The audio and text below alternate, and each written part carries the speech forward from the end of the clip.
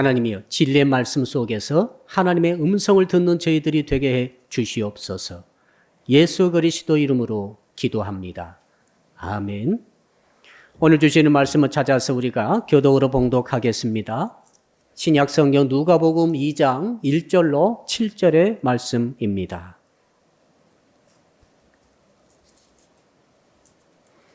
신약성경 89쪽을 펴주시기 바랍니다.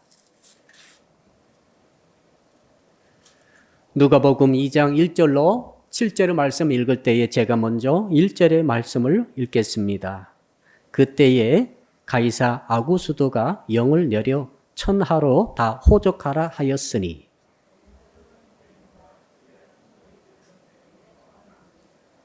모든 사람이 호적하러 각각 고향으로 돌아가매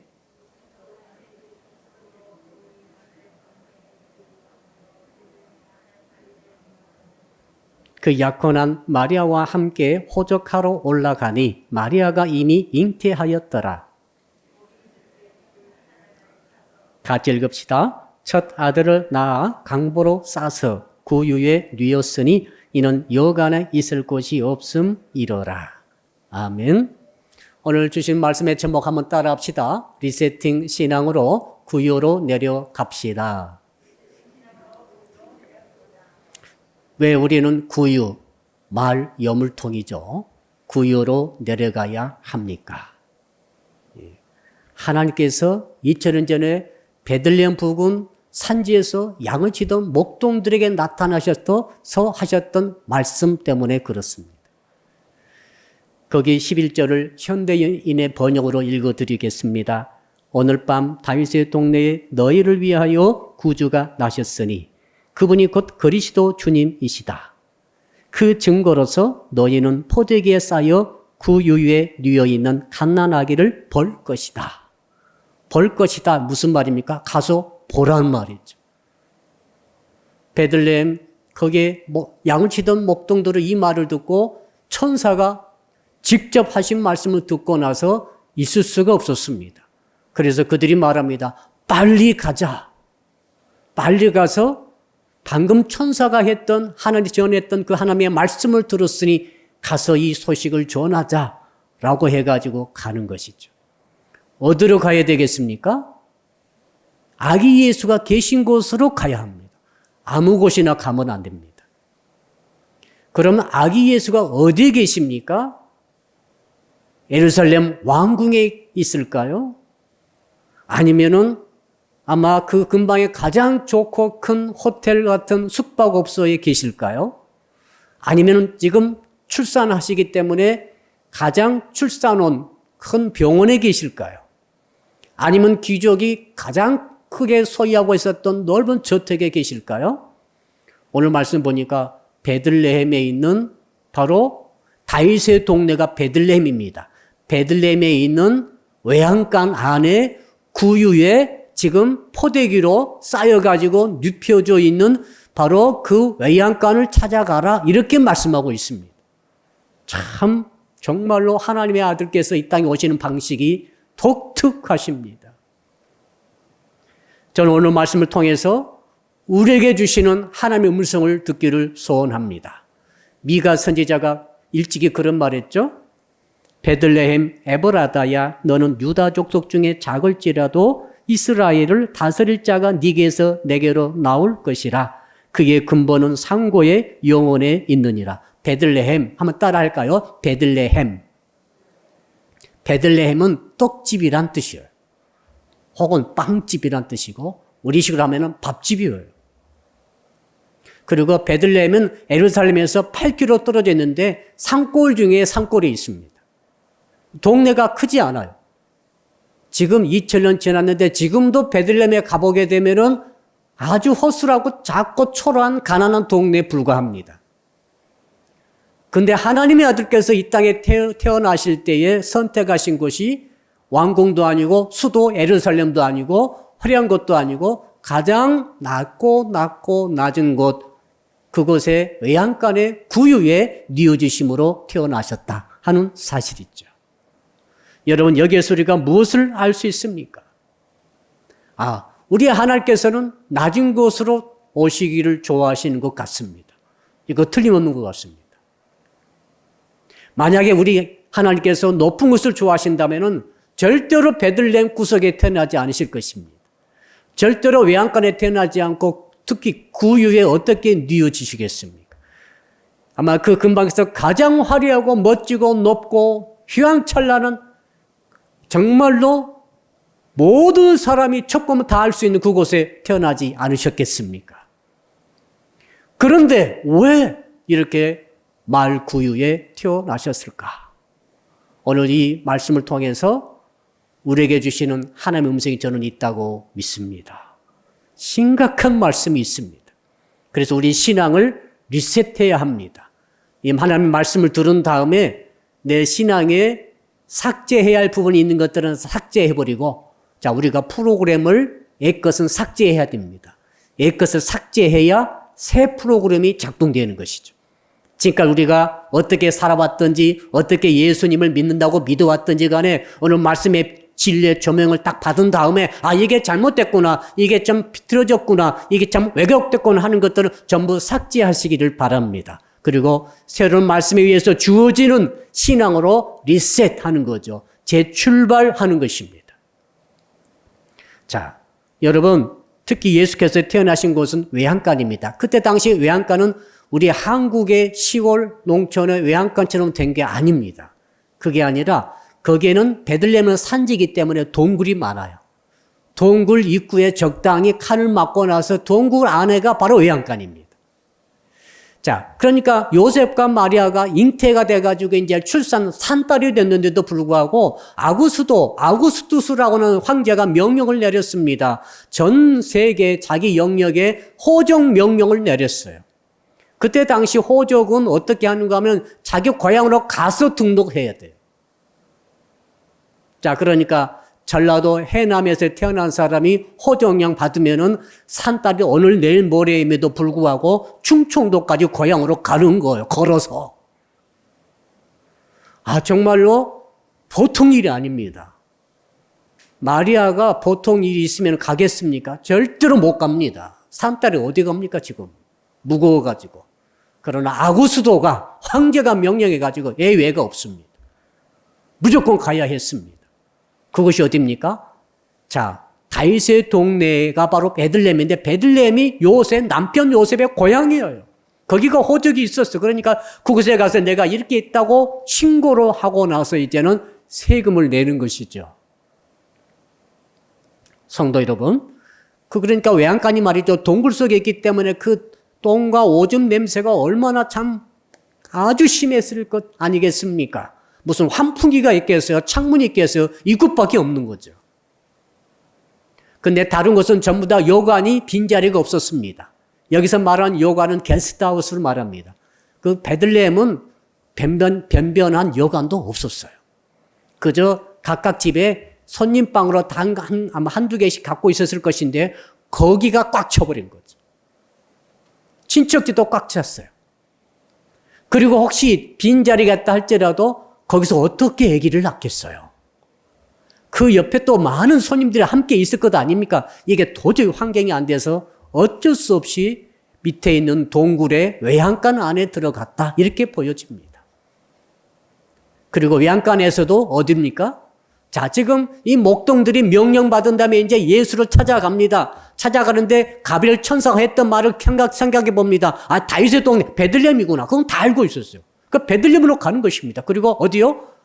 구유에 뉘신 아기 예수란 말씀하셨기 때문에 구유가 어디 있어요? 호텔에 있겠습니까? 왕궁에 있겠습니까? 귀족의 대저택에 있겠습니까? 아닙니다. 외양간을 가자마자 외양간을 찾아다니는 거죠. 예를 들어 봅시다. 우리 마석 같은 동네일 거라고 저는 생각이 들어요. 서울 근방에 이 정도 아주 시골 마을인데 한번 생각해 보세요. 어디 찾아다닙니까? 목자들이 와가지고 무조건 첫 집부터 외양간을 다 뒤지고 다니는 것입니다. 얼마 시간이 안 돼서 금방 찾았어요.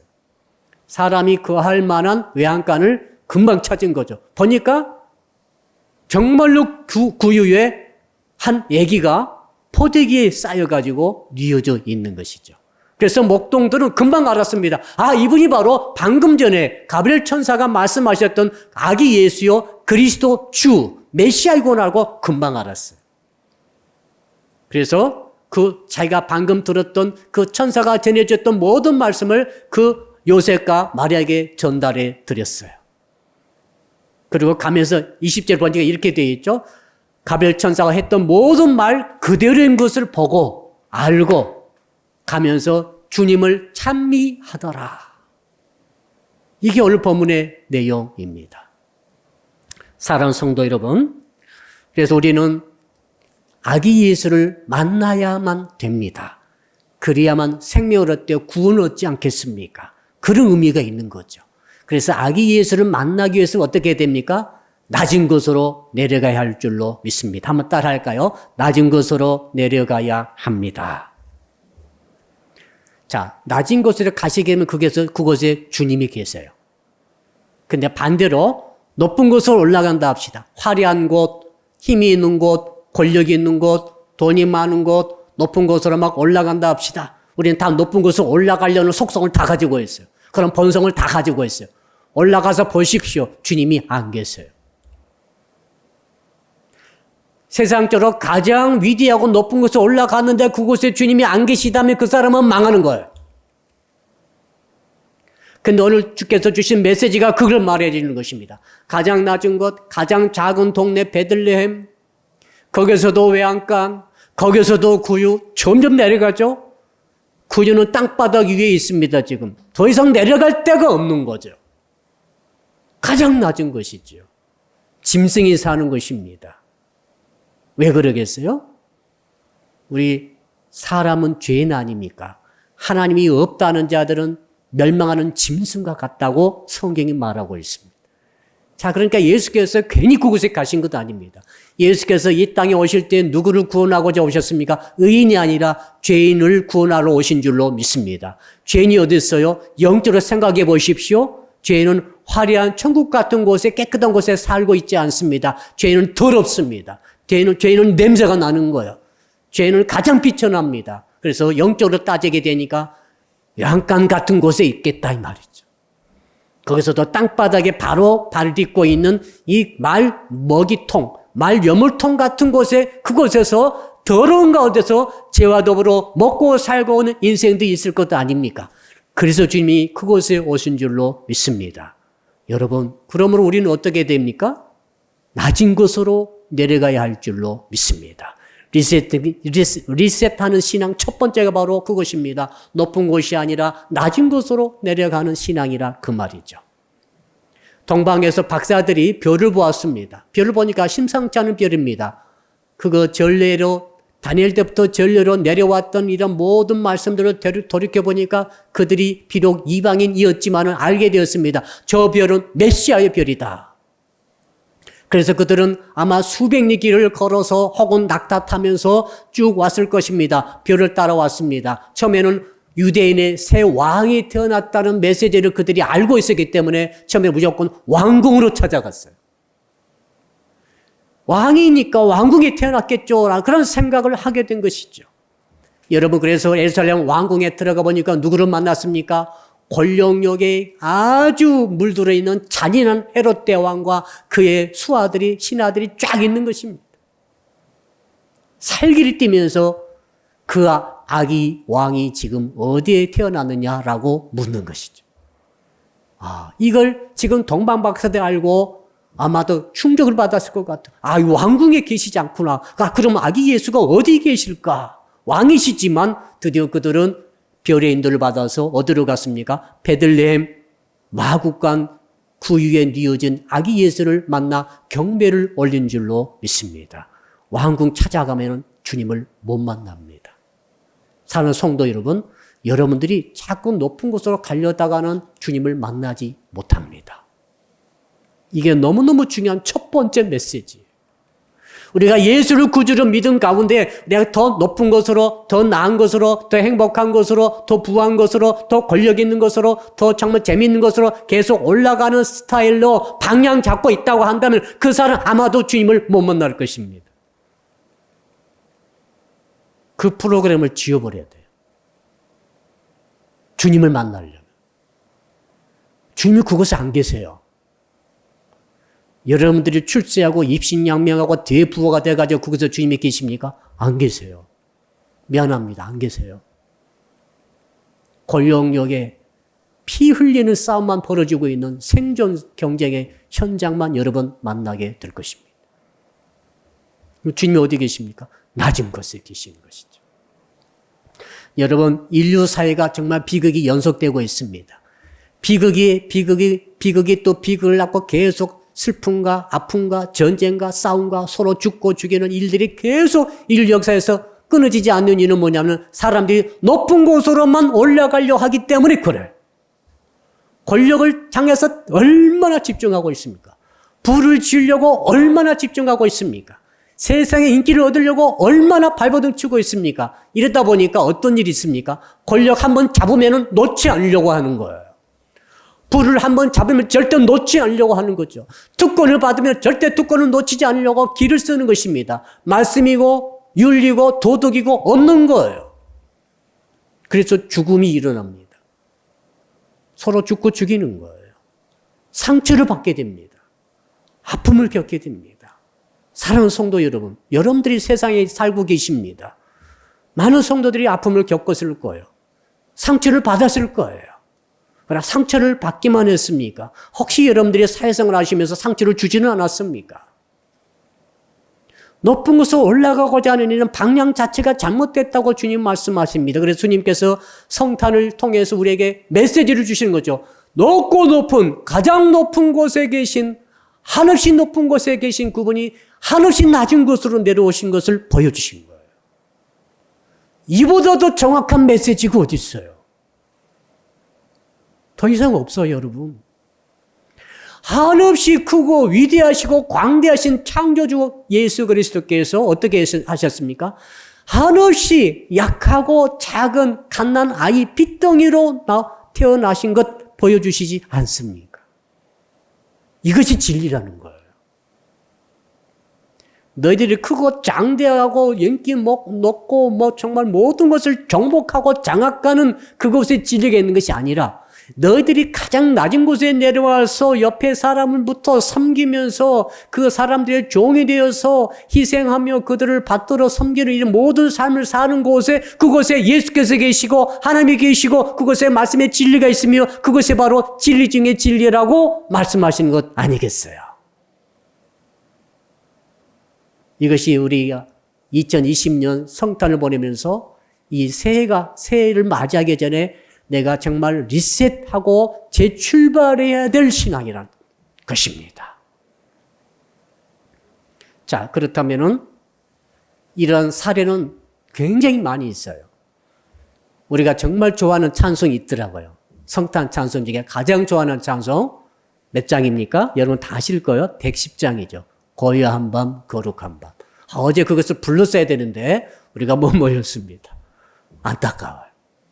이 고요한 밤, 거룩한 밤이 어떻게 작곡되었고 작사되어졌는지 그 스토리가 전해 내려오고 있어요. 그때가 1818년입니다. 까마득한 옛날이죠. 한 200년 전입니다. 그 전에 오스트리아 빈에서 떨어져 있는 정말 이름 없는 산골에 안스트로트라고 하는 그 작은 마을이 있는데 거기에 성 니콜라스 교회당이 있었어요. 그 성 니콜라스 성당에서 그 아마 좀 전도사쯤 되는 그 보좌 사제라고 하는 보좌 사제가 이제 성탄 전야 행사를 준비하고 있었어요. 열심히.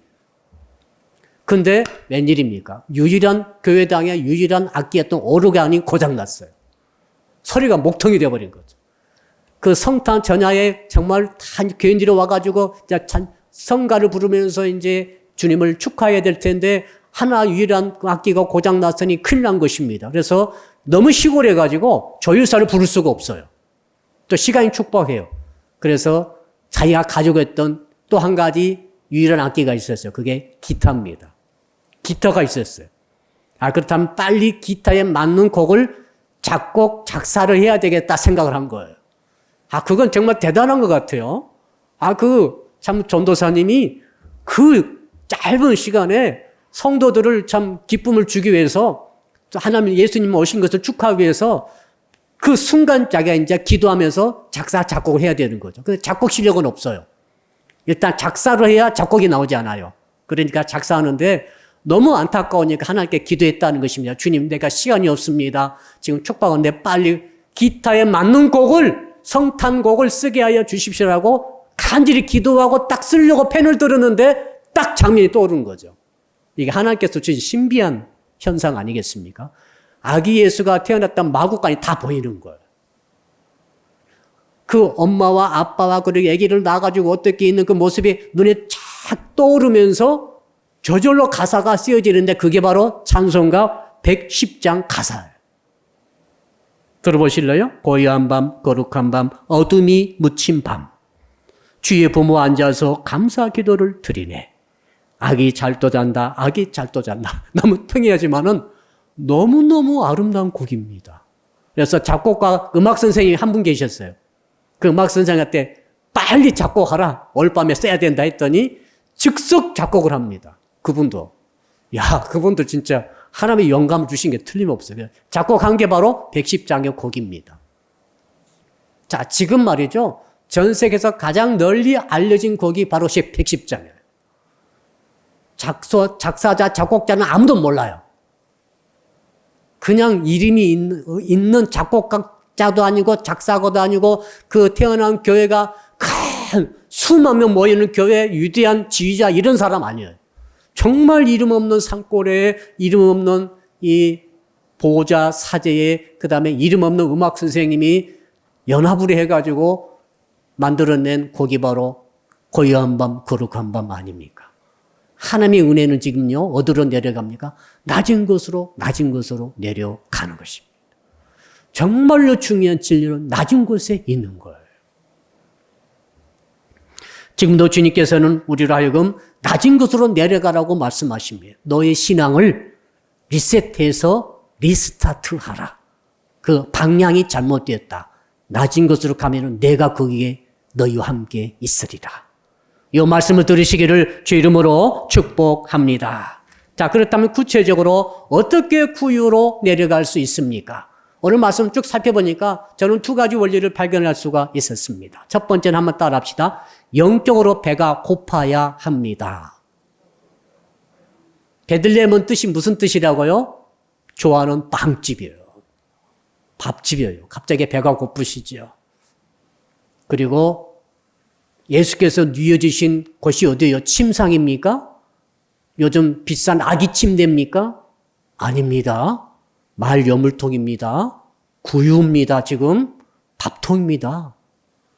그러니까 밥집인 베들레헴에서 밥통인 구유에 오신 주님이 왜 그렇게 오셨겠어요? 천사가 이미 말을 했지 않습니까? 너희에게 표적이 되리라. 하나님의 아들 메시아 주 그리스도는 바로 외양간에 구유에 누워주신 그분이다. 이게 그냥 우연이 된 게 아니라 표적이라고 말씀하셨어요. 증거입니다, 여러분. 의미가 있는 거예요. 왜요? 주님은 우리의 밥으로 오신 줄로 믿습니다. 성찬 예식 첫 번째 하실 때 주께서 제자들에게 하신 말씀이 있습니다. 뭐라고 말씀하셨습니까? 나는 하늘에서 내려온 살아있는 떡이니 사람이 이 떡을 먹으면 영생하리라. 내가 줄 떡은 곧 세상의 생명을 위한 내 살이니라 하시니라. 한번 따라합시다. 예수님이 저의 떡입니다. 세상의 영혼을 살릴 수 있는 유일한 떡은 예수 그리스도밖에 없어요. 여러분, 우리는 영혼을 가지고 있습니다. 영적 존재입니다. 이 땅에 사는 삶이 전부가 아닙니다. 영원히 존재하고 살아가는 존재가 바로 우리 인간인 줄로 믿습니다. 그러므로 인간은 영적 존재이기 때문에 영의 양식을 먹어야 돼요. 밥만 먹어서 안 됩니다. 그 영혼의 양식은 누굽니까? 예수 그리스도세요. 그분이 유일하십니다. 역사적 전무후무하십니다. 그래서 우리는 아기 예수를 만나서 이 시간에도 경배를 드려야 할 줄로 믿습니다. 왜? 그분이 우리의 밥이라니까요. 여러분, 그런데 그 밥이 어디에 담겨 있어요? 말밥 밥그릇에 지금 담겨 있어요. 제가 아침마다 그 강아지 밥을 줍니다. 강아지 밥그릇을 제가 날마다 씻고 있어요. 만약에 강아지 밥그릇에다가 누가 밥을 담아주면은 여러분 먹겠어요? 안 먹겠어요? 누가 먹겠어요? 그때는 뭐 강아지 밥그릇 씻듯이 잘 씻겠습니까? 말 여물통이니까 여러분 얼마나 냄새나고 얼마나 구질구질하고 무슨 설거지가 뭐가 있어. 한번 만들어 놓으면 끝까지 가는 거예요. 그냥. 폐기 처분할 때까지 설거지 한 번도 없이 그 밥그릇이 가는 거예요. 거기다가 여러분이 먹을 밥을 담아서 누가 준다고 한다면 여러분 먹겠어요? 안 먹어요. 아무리 맛있는 소고기에 갈비 담아줘도 안 먹어요. 근데 가정해 봅시다. 3일 굶었다 합시다. 3일 굶어서 눈이 정말 왔다 갔다 합니다, 지금. 어찔어찔합니다. 근데 개 밥그릇에다가 이제 밥을 담아가고 손님 준다고 딱 대접을 하는 거 다 알고 있는데 지금 개 밥그릇인 것을. 저기 밑에 있는 것을 딱 주워다가 담아서 주는 거예요. 그러면 먹겠어요, 안 먹겠어요? 나는 먹겠습니다. 손 들어보세요.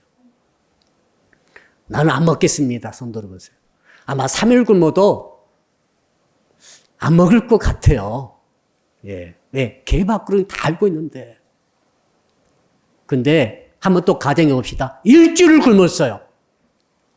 이야, 일주일 굶은 적 있습니까? 저는 청년 때 한번 금식하다가 죽을 뻔했습니다. 그때 20대니까 얼마나 팔팔했어요. 금식 기도를 가가지고 일주일을 굶는데 진짜 힘들더라고요. 이게 진짜. 이 정신이 오락가락하는 것 같기도 하고 옆에서는 또 귀신 들려가지고 막 악을 막 댕기고 되고 막 그런데 예배를 계속 드려야 되고 하는데 이야, 얼마나 감격스러웠는지 다 끝나고 나서 보식 먹는데 너무너무 맛있는 거죠. 그 신건지 맛, 동치미 맛이 기가 막혔어요. 일주일 굶었습니다. 그럼 먹겠어, 안 먹겠어요? 저는 먹겠습니다. 저는 먹어요. 왜? 살고 봐야지. 금그릇이면 뭐하고? 여러분, 뚝배기면 뭐하고? 개 밥그릇이면 어떻습니까? 살려면 먹어야지. 먹고 살 양식이 있으면 먹어야 되는 거예요. 그때는 아마 다 먹을 것 같아요. 영적인 밥 예수님은 낮은 곳에 오셨습니다. 마을 구유에 오셨습니다. 무슨 뜻입니까? 너 영적으로 배가 고프니? 그러면 나를 먹어라. 그 말이에요. 너 아직도 배가 안 고파? 아직도 어려움이 그렇게 없는 것 같아? 아직도 터나 태평이야? 이 메시지를 주시는 것 같아요. 오늘도 코로나19가 뭐 1280년 된 것 같아요. 이렇게 어려울까? 저는 그런 생각이 들었어요. 하나님께서 우리를 하여금 영적으로 배가 고프게 만들고 계시구나. 갈급하게 만들고 배가 정말 고파가지고 죽을 지경이 되면은 영의 양식을 찾게 되어 있어요. 여러분, 그래서 영적으로 배고픈 분들의 공통적인 의식이 있습니다. 그게 뭔지 아십니까? 기도예요. 배가 안 고플 때는 문제 생기면은 누구 찾아갑니까? 변호사 찾아가고, 높은 사람 찾아가고, 돈 빌려줄 수 있는 돈 있는 사람 찾아가죠. 힘 있는 사람 찾아갑니다. 우리 다 그렇죠? 근데 진짜로 어려워 보십시오. 기도가 나오는 거예요. 막 기도가 줄줄 나온다니까요. 정말로 주님께 배가 고프고 정말 주님의 은혜에 목마르고 정말 은혜 때문에 은혜 안 받으면 죽을 것 같아요. 다른 데 가보아야 도와줄 수가 없어요.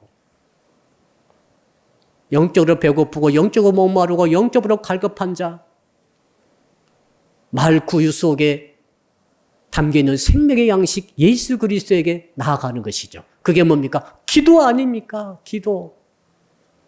시편에 보니까 그런 말씀이 있습니다. 환난 날에 나를 부르라. 내가 너를 영화롭게 하리라.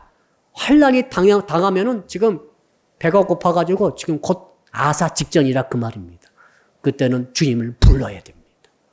그러므로 예수 그리스도를 찾아서 구유까지 내려가는 길, 그 방법 첫 번째는 낮은 곳으로 내려가고 두 번째는 바로 갈급해지는 거예요. 배가 고파야 돼요. 누구예요? 주님께. 주님께 배가 고파야 돼요.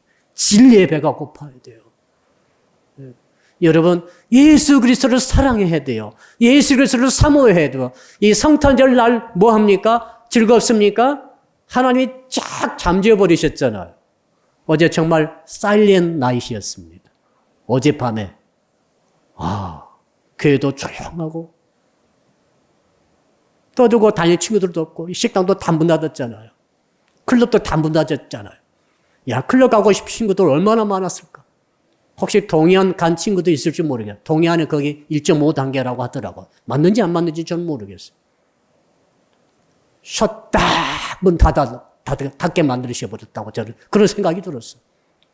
물론 너무 안타까운 현실입니다만은 그 가운데 주께서 주신 메시지, 내가 주님께 너무나 배가 불렀구나. 내가 주님을 그만큼 사모하지 못했어. 내가 왜 이렇게 은혜를 사모하지 못하지? 내가 하루에 기도를 얼마나 하는가?